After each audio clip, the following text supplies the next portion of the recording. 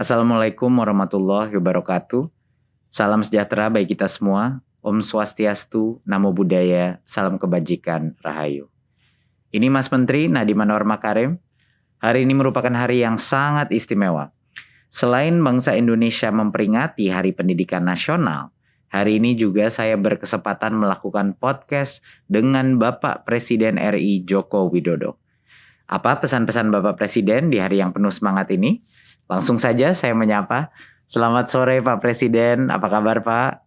Alhamdulillah, kabar baik, sehat yang paling penting. Alhamdulillah. Pak Presiden, sebelumnya kan karena kita sudah melakukan tes PCR, kemudian kan sudah ada pembatas ini sesuai protokol kesehatan. Kita boleh ya Pak buka masker? Izin untuk podcast ini. Terima kasih Pak. Terima kasih Pak Presiden. Izinkan saya menanyakan pertanyaan yang pertama nih Pak. Hari ini kan Hari Pendidikan Nasional Pak Presiden. Apa makna Hardiknas ini bagi Bapak? Semangat Ki Hajar Dewantara. Ini yang kita harus ingat semuanya. Bahwa pendidikan itu haruslah memerdekakan manusia. Beliau menyampaikan itu. Dan itu kita harus ingat semuanya. Karena bagi Ki Hajar Dewantara, pendidikan harus memerdekakan kehidupan manusia. Kemerdekaanlah yang menjadi tujuan. Jadi kita di Indonesia dengan berbekal pendidikan, semua orang boleh menjadi apa saja. Ini juga penting, perlu digarisbawahi. Tapi selain itu harus juga menghormati kemerdekaan orang lain. Untuk itu saya mau mengingatkan berhubung hari ini adalah hari pendidikan nasional, agar sistem pendidikan Indonesia sekali lagi haruslah memerdekakan manusianya dan membangun jiwa dan raga bangsa. Coba saya ingin juga bertanya pada Mas Menteri, apa filosofi Ki Hajar Dewantara yang terkenal di dunia pendidikan? Tentunya filosofi Merdeka Belajar Pak Presiden, itu yang Pak Presiden baru saja jelaskan. Tapi ada juga satu lagi yang pakai bahasa Jawa, ing ngarso sung tulodo, ing madyo mangun karso, tutwuri handayani. Nah ini yang artinya yang di depan memberi teladan, di tengah memberi bimbingan, dan di belakang memberi dorongan. Jadi sebenarnya esensi dari ini adalah jiwa kepemimpinan dari pendidik itu luar biasa pentingnya. Konsep gotong royong yang sudah kita buahkan dalam profil pelajar Pancasila itu sebenarnya arah Merdeka Belajar Pak Presiden. Jadi tadi apa? Ing ngarso sung tulodo, ing madyo mangun karso, tutwuri handayani. Ya. Saya kira semua kita harus ingat mengenai ini. Betul, betul. Jadi bisa kita gunakan sebagai analogi sekolah Pak. Sekolah-sekolah di depan yang sudah lebih maju, sekolah-sekolah penggerak misalnya, mereka yang memimpin dan melihat menjadi teladan. Sekolah-sekolah di tengah, mereka membimbing kelasnya mereka, melakukan transformasi di dalam. Dan sekolah-sekolah yang mungkin masih di belakang, itu diberikan dorongan dan mereka harus meminta ke dinas, ke pemerintah untuk bantu mengupgrade saya. Jadi itu salah satu filsafat gotong royong, tapi ekosistemnya Pak yang dikuatkan. Jadi menurut saya itu yang terpenting.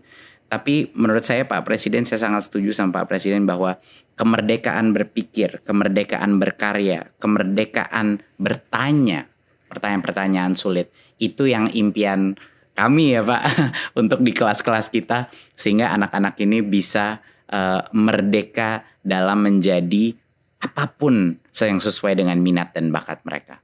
Gitu Pak. Sekarang kita dalam situasi pandemi nih Pak Presiden. Apa yang menurut Pak Presiden menjadi tantangan dalam mewujudkan pendidikan yang memerdekakan itu? Ya ini kalau kita gunakan cara-cara lama, ya pendidikan tidak bisa jalan di era pandemi ini, nggak akan bisa. Perlu cara-cara baru. digital, hybrid ini, dan kita harus harus cepat adaptasi, harus adaptif, kreatif, dan ada inovasi-inovasi terus. Situasi pandemi seperti saat ini tidak hanya dihadapi oleh Indonesia saja. Semua negara mengalami, lebih dari 215 negara mengalami. Dan pandemi ini mengubah secara drastis kehidupan kita. Dan untuk memutus penyebaran COVID, kita juga sudah memutuskan untuk pembelajaran jarak jauh, pembelajaran yang dilakukan secara daring. Dan tantangannya adalah bagaimana memastikan pembelajaran dapat tersampaikan dengan baik, terutama untuk yang pendidikan dasar. Dan ini guru-guru dituntut betul-betul untuk kreatif dan inovatif. Dan kondisi pandemi ini harus juga kita manfaatkan untuk mengevaluasi, mengkoreksi total dunia pendidikan kita. Pandemi juga jangan menjadi penghalang untuk mencapai kemajuan, dan saya sangat berharap cita-cita untuk mencapai SDM unggul itu tidak berhenti, agar pendidikan yang berkualitas bagi seluruh rakyat Indonesia ini benar-benar dirasakan oleh rakyat kita dari Sabang sampai Merauke, dari Miangas sampai Pulau Rote, semuanya merasakan. Sebenarnya banyak sekali Pak Presiden hal-hal yang sebelumnya intuisi kita sudah merasakan perlu ada perubahan di pendidikan, tapi karena pandemi ini itu menjadi jauh lebih jelas. Kesenjangan digital, akses internet yang tidak merata, ya kan, akses guru berkualitas yang tidak merata, penganggaran kita yang mungkin tidak memprioritaskan daerah-daerah 3T, Pak, itu semuanya ketahuan semuanya. Ketahuan semuanya, kelihatan semuanya karena pandemi ini. Betul. Dan ini menjadi koreksi kita dan menjadi bahan evaluasi kita untuk kita perbaiki. Betul, Pak Presiden. Dan kita juga udah melihat, Pak Presiden, belum pernah kita melihat jumlah guru yang hari ini terpaksa untuk mempelajari berbagai macam platform pendidikan. Itu kalau tidak ada pandemi nggak mungkin, Pak. Bisa 10 tahun kita mencapai itu. Tapi karena pandemi, jumlah guru dan orang tua yang belajar teknologi, Pak, luar biasa. Dan mereka sekarang mengakses seminar-seminar online kita, partisipasinya semuanya memecahkan rekor-rekor. Jadi luar biasa semangat guru di masa pandemi ini. Dan sekarang kita sudah masuk dalam tahap vaksinasi. Nah, Pak Presiden telah memperjuangkan untuk guru dan tenaga pendidikan itu menjadi salah satu prioritas untuk vaksinasi, Pak. Tapi apa saja menurut Pak Presiden mengenai vaksinasi ini agar kemajuan pendidikan ini tidak terhalang? Apa menurut Bapak? Vaksinasi ini harus. Karena kita harus mencapai herd immunity, kekebalan komunal. Jadi kekebalan komunal juga harus. Karena kita punya target, ada target pendidikan yang perlu dari offline ke hybrid. Waktu itu Mas Menteri mendampingi saya toh. Iya, Pak. Ya, pemerintah sudah memulai vaksinasi bagi tenaga pendidik dan kependidikan. Ini agar apa? Agar para pengajar ini terlindungi dan juga anak-anak kita bisa terlindungi dan anak-anak kita juga bisa segera sekolah tatap muka tapi terbatas, muka terbatas.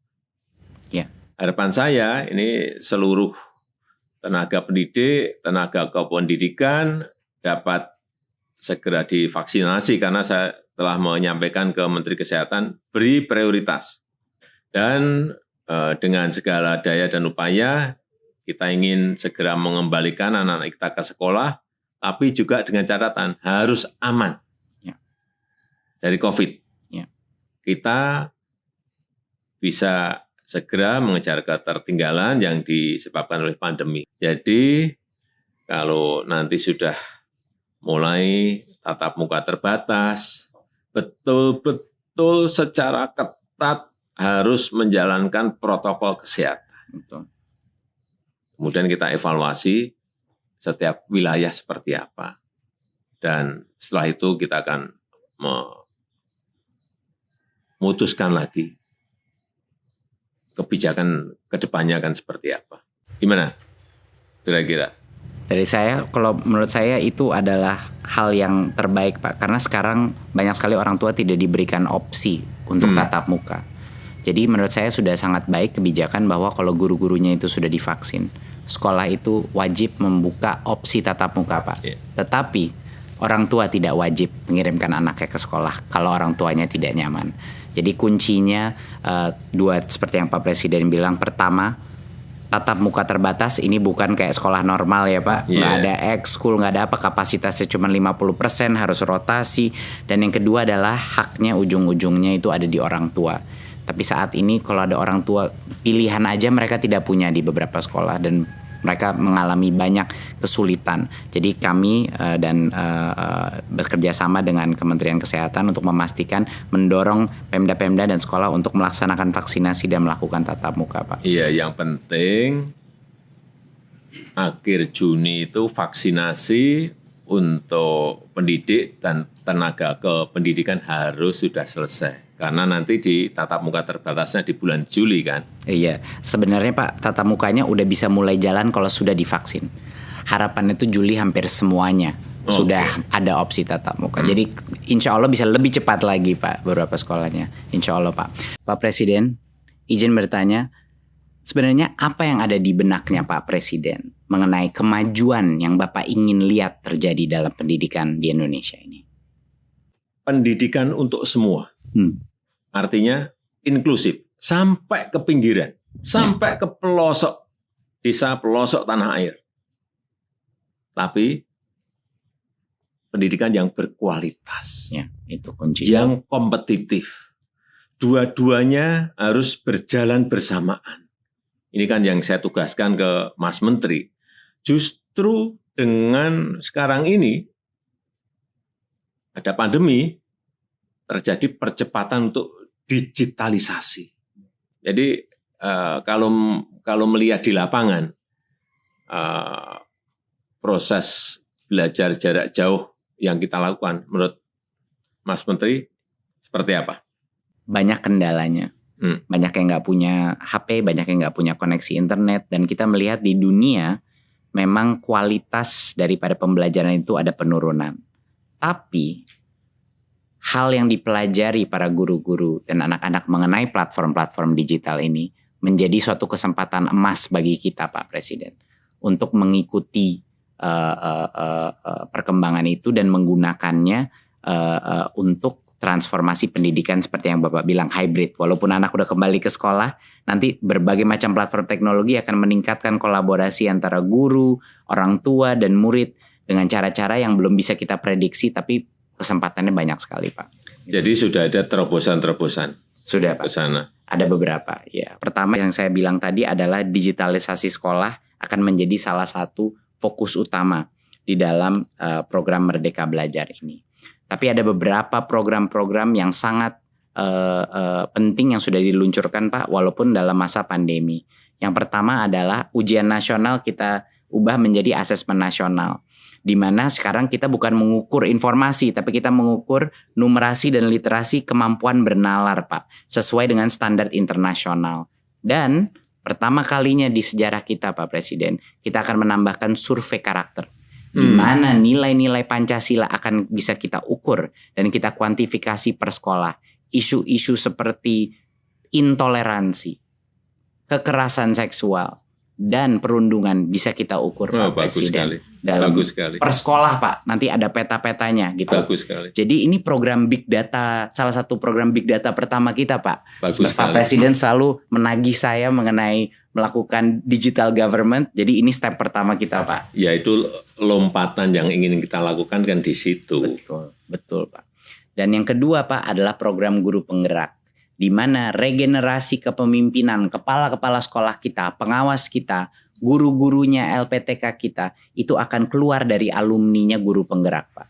Saya baru aja di Papua Pak, kemarin luar biasa sama di Kalimantan Timur. Banyak dari guru penggerak yang ikut program baru 5 bulan nangis-nangis depan saya Pak Presiden. Mereka nangis karena apa Pak? Mereka nangis karena menurut mereka program ini membuat mereka menyadari berbagai macam mispersepsi mereka mengenai apa artinya pemimpin di dunia pendidikan Pak.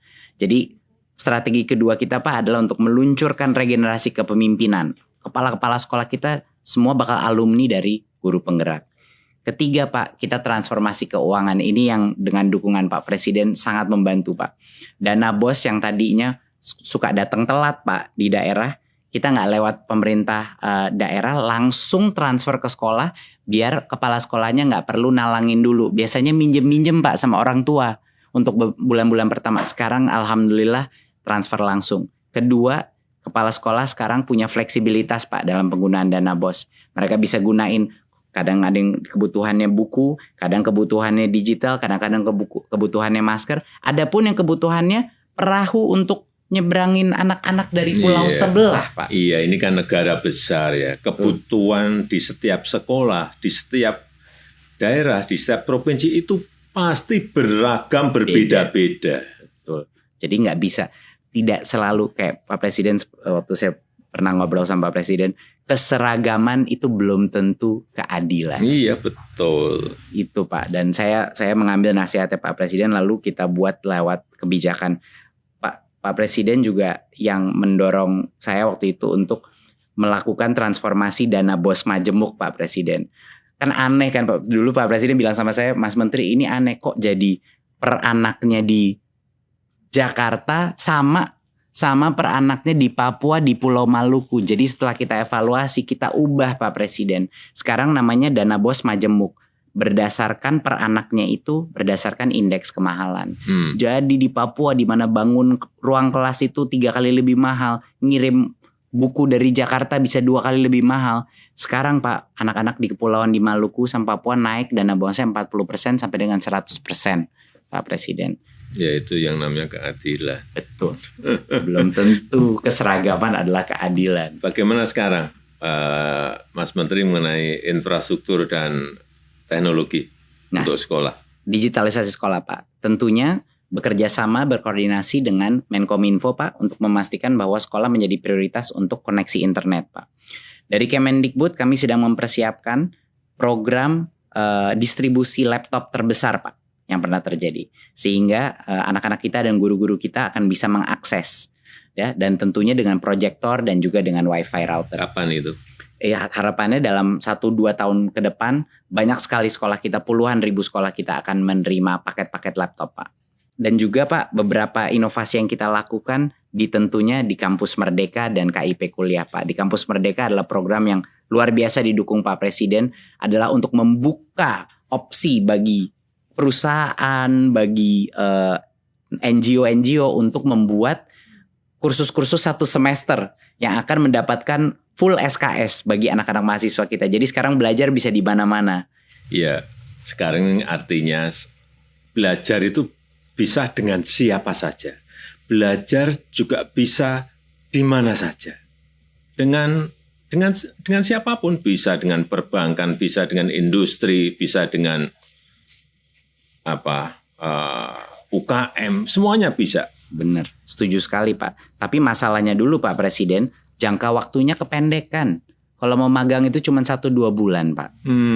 Dan anak-anak kuliahnya masih harus ngambil mata kuliah di universitasnya.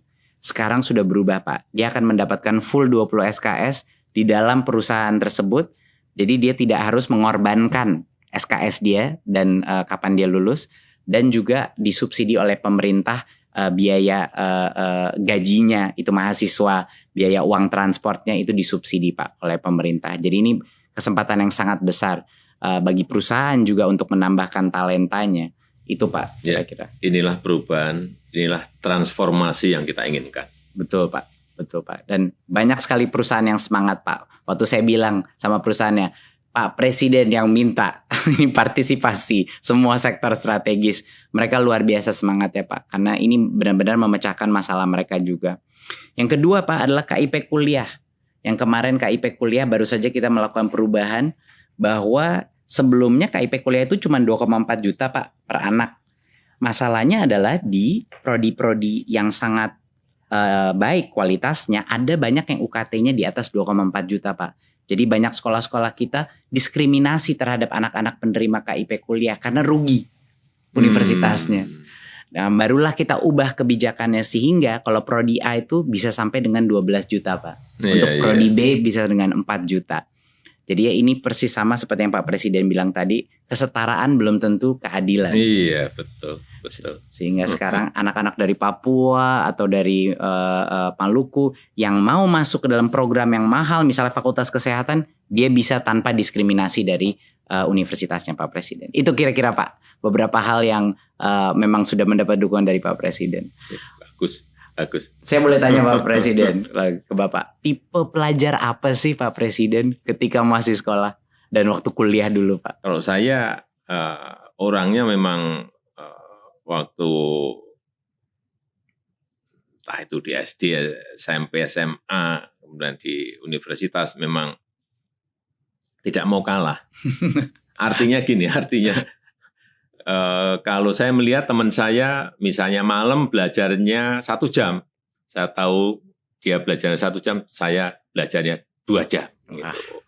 Habis subuh misalnya teman saya belajar 30 menit, saya 1 jam. Juara 1 misalnya, saya melihat belajarnya malam 2 jam, saya 4 jam. Ya, misalnya gitu. Tidak mau kalah di situ maksud saya. Waduh. Kenapa saya seperti itu? Karena dengan belajar kita bisa mewujudkan cita-cita. Tapi juga saya aktif, tapi aktif utamanya di pecinta alam. Jadi saya memang senang dan juga bisa belajar di mana saja. Belajar kan tidak hanya di kampus, tetapi di alam pun kita bisa belajar. Dan pendidikan yang kita peroleh di luar ruang kelas itu juga sama pentingnya dengan pendidikan yang kita terima di dalam kelas. Betul. Kadang lebih penting Pak. Kadang bisa lebih penting. Bisa lebih penting, iya. Pak Presiden, ada hal khusus nggak yang dulu dilakukan Pak Jokowi ketika masih menjadi pelajar dan mahasiswa yang manfaatnya itu sangat terasa hingga saat ini ketika menjabat jadi presiden Pak? Ada nggak yang paling relevan Pak? Gitu. Iya, saya selalu belajar dari kesalahan. Kemudian juga tidak pernah putus asa. Dan saya senang yang namanya kompetisi. Saya pikir itu yang juga membuat saya berani memulai berwirausaha mulai dari nol sebelum menjadi pejabat publik. Kalau kita tidak berani berbuat sesuatu yang kita tahu akan baik untuk perkembangan diri, bahkan baik untuk sesama, ya saya pikir kita tidak akan bisa maju. Dari dulu saya itu suka ingin tahu. Dan semuanya ingin tahunya juga secara detail. Lihat betul. Sangat. Pengennya gitu. Saya merasakan itu Pak di meeting-meeting sama Pak Presiden waktu awal-awal. Setiap kali saya duduk Pak Presiden itu, saya kira saya akan digurui gitu Pak. Tapi ternyata Pak Presiden yang menanya begitu banyak pertanyaan dan selalu mencatat. Tapi apa Pak Presiden dari dulu memang seperti itu Pak? Selalu ingin bertanya detail. Iya. Oleh karenanya sekarang pun juga sama seperti itu. Kenapa saya cek ke lapangan setiap pekerjaan-pekerjaan secara detail. Secara detail pun kadang-kadang masih meleset, apalagi tidak. Betul, setuju sekali Pak. Boleh saya tanya Pak Presiden. Pak Presiden, apakah ada pesan mungkin penyemangat untuk para pendidik dan pelajar di Indonesia di Hari Pendidikan Nasional ini? Jangan berhenti belajar walau sedang pandemi. Justru gunakan untuk belajar sekarang ini secara mandiri dan menjadi pembelajar sejati. Ilmu dari sekolah atau dari kampus itu bisa menjadi suatu saat itu usang, menjadi jadul. Tapi kalau selalu belajar sepanjang zaman, ini akan terus bisa relevan. Artinya memang kita harus belajar terus. Luar biasa, menjadi pembelajar sepanjang hayat ya Pak. Menjadi pembelajar sepanjang hidup, betul. Terima kasih Pak Presiden RI Joko Widodo. Banyak sekali pesan Bapak yang tadi menjadi bekal buat saya menjalankan tugas ini. Saya juga harap masyarakat juga dapat terinspirasi oleh kata-kata dan juga sejarahnya Pak Presiden. Sehat selalu Pak Presiden dan semoga lancar menjalankan ibadah di bulan suci ini. Terima kasih, amin. Terima kasih. Itu tadi podcast saya dengan Bapak Presiden RI. Terima kasih telah menyaksikan dan pada kesempatan ini saya juga ingin mengucapkan selamat menunaikan ibadah puasa di bulan yang penuh berkah ini. Marilah kita mencapai kemenangan. Mari serentak bergerak, wujudkan Merdeka Belajar. Sekian, wassalamualaikum warahmatullahi wabarakatuh. Om Shanti Shanti Shanti Om. Namo Buddhaya.